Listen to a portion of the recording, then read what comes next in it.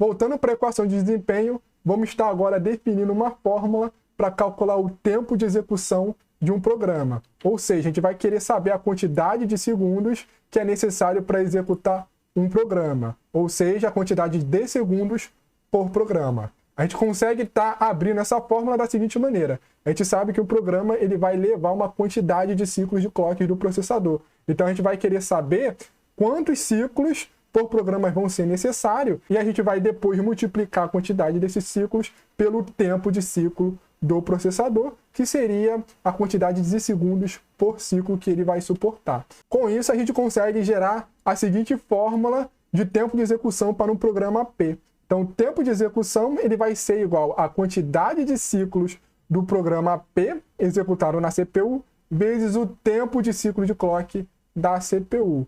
E de outra forma, a gente também consegue calcular o tempo de execução utilizando a informação da velocidade de clock. Então, o tempo de execução ele vai ser igual à quantidade de ciclos de clock dividido pela velocidade de clock. Repare que o tempo de ciclo de clock, a gente viu que é 1 sobre a frequência de clock. Então, se a gente substitui aqui nessa fórmula, a gente gera a terceira fórmula aqui embaixo. A quantidade de ciclos sobre a velocidade de clock.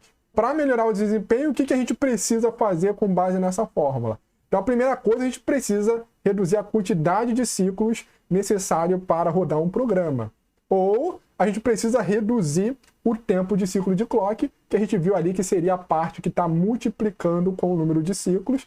Ou de outra forma, a gente precisa aumentar a velocidade. Como a gente está dividindo pela velocidade, a gente tem uma relação inversamente proporcional. Quando a gente aumenta a velocidade, a gente diminui o tempo de execução do programa.